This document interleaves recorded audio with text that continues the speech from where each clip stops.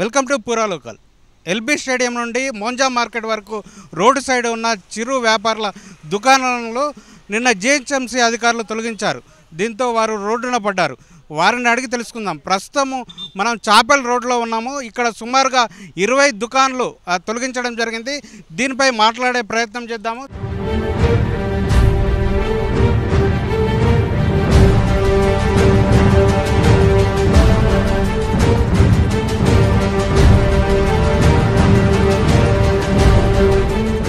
Sir నమస్కారం sir, నేను మహమ్మద్ మోసిన్. నేను ఇక్కడ బిజినెస్ చేస్తున్నాను, 15 సంవత్సరాల నుంచి చేస్తున్నాను సార్. నా దగ్గర ఆల్రెడీ జిహెచ్ఎంసీ పర్మిషన్ కూడా ఉంది సార్.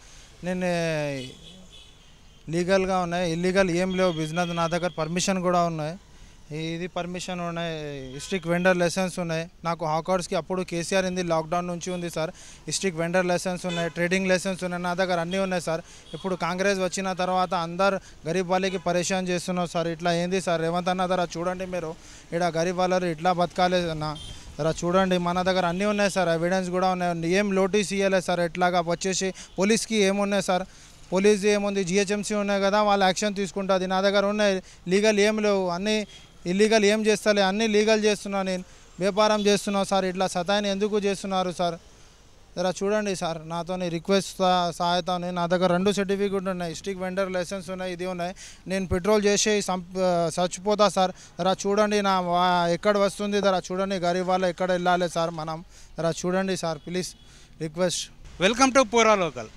ఎల్బీ స్టేడియం నుండి మోంజా మార్కెట్ వరకు రోడ్డు సైడ్ ఉన్న చిరు వ్యాపారుల దుకాణాలు నిన్న జిహెచ్ఎంసీ అధికారులు తొలగించడం జరిగింది. ఇందులో ఇప్పుడు ప్రస్తుతం మనం హ్యాబిట్ సెంటర్లో ఉన్నాము. హ్యాబిట్ సెంటర్లో ఒక చిరు వ్యాపారి, అంటే చెరుకు రసం అమ్ముకునే అతను కూడా తొలగించడం జరిగింది.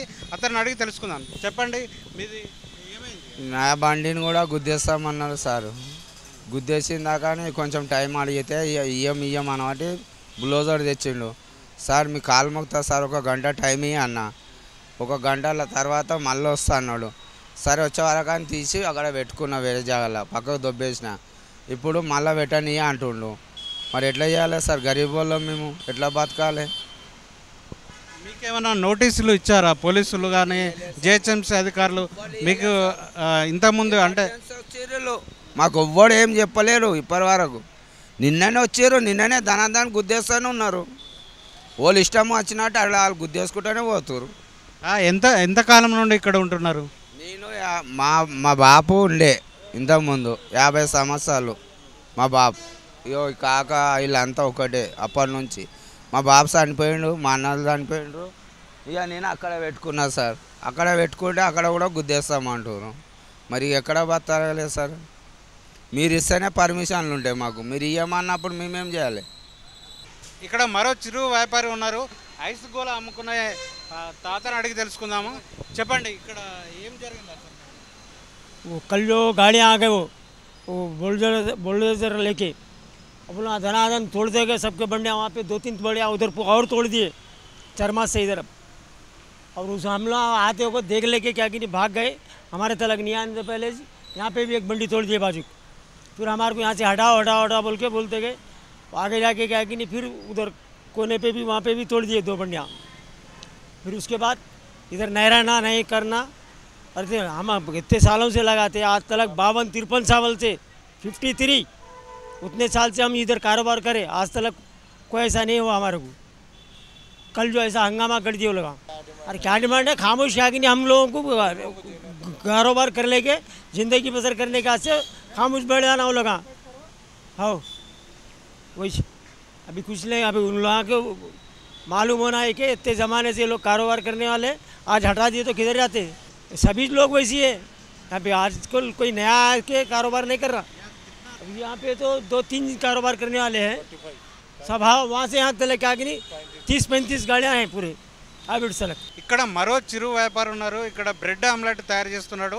అతన్ని అడిగి తెలుసుకుందాం అసలు ఏం జరిగింది. నిన్న జిహెచ్ఎంసీ అధికారులు అంటే ఇక్కడ రోడ్ సైడ్ తొలగించడం పట్ల ఎట్లా ఏం జరిగింది అనేది తెలుసుకునే ప్రయత్నం చేద్దాం. చెప్పండి, ఏం జరిగింది అసలు?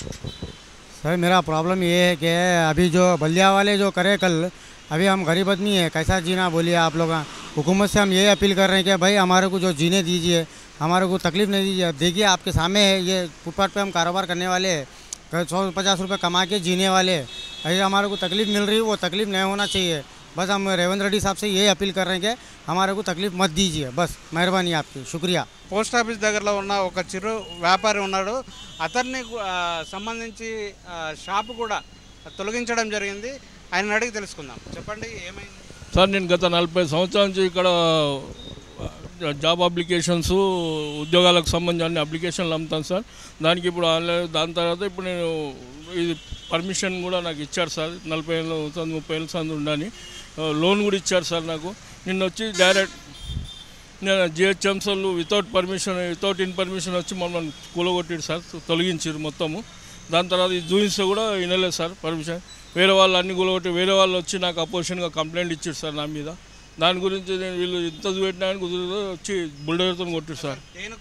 దేనికోసం అంటే తొలగించారు తెలియదు సార్. దాని గురించి ఎందుకు వచ్చారు, ఏం చేసారు నాకు తెలియనే తెలియదు.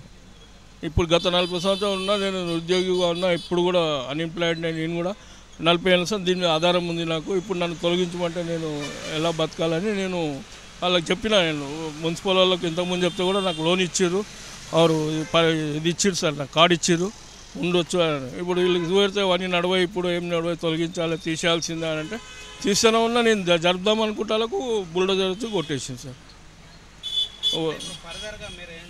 ఫర్దర్గా ఏదో నాకు ఆధారం చూపించాలి సార్. ఇదే నాకు ఏమనుకుంటా, నాకు ఇక్కడ ఉంటే నేను బతకగలుగుతాను సార్. ఈ ఏజ్లో నేను ఇప్పుడు 60 ఏళ్ళు సార్. నాకు 60 ఏళ్ళు నేను ఎక్కడ బతకాలి? నాకు వేరే కూడా ఆలోచన లేదు. ఇప్పుడు ఇదే ఆధారం 40 ఏళ్ళు సార్, దీని మీదే ఆధారపడి ఉన్నాను. ఇప్పుడు ఇది ఆన్లైన్ అయిపోయినాయి అప్లికేషన్లు కాబట్టి నేను కవర్లు స్టేషనరీ పెట్టుకొని జీవనాధారం పొందుతున్నాను. దాని గురించి మీ ద్వారా ఏమైనా హెల్ప్ అయితే చేయండి సార్. గత 30 ఏళ్ళుగా ఎల్బీ స్టేడియం నుండి హ్యాబిట్స్ మోంజా మార్కెట్ వరకు అంటే 30-35 సంవత్సరాల నుండి చిరు వ్యాపారులు రోడ్డు పక్కన వ్యాపారం చేసుకుంటూ జీవనోపాధి జరుపుకుంటున్నామని చెప్తున్నారు. మరోవైపు అంటే పోలీసులు, ఇటు జిహెచ్ఎంసీ అధికారులు అంటే ట్రాఫిక్ దృష్ట్యా కావచ్చు, అంటే ఇక్కడ ఉన్న రద్దీ పరిస్థితులను అర్థం చేసుకొని అంటే జిహెచ్ఎంసీ అధికారులు ఒకవైపు పోలీసులు ఇద్దరు కలిసి నిన్న రోడ్ సైడ్ ఉన్న చిరు వ్యాపారుల దుకాణాలను తొలగించడం జరిగింది. దీంతో వాళ్ళు చిరు వ్యాపారులు ఆందోళన చెందుతున్నారు. ఒకవైపు అంటే చిన్న వ్యాపారాలు చేసుకుంటూ జీవనోపాధి జరుపుకునే వాళ్ళము, ఈ ఆర్థికంగా మాకు జీవనోపాధి ఇబ్బంది పడుతూ జీవిస్తామని చెప్తున్నారు. ఇప్పటి వరకు ఏ ప్రభుత్వం మమ్మల్ని వ్యాపారం చేసుకోవద్దని ఇట్లా తొలగింపు చర్యలు చేపట్టలేదని చెప్తున్నారు.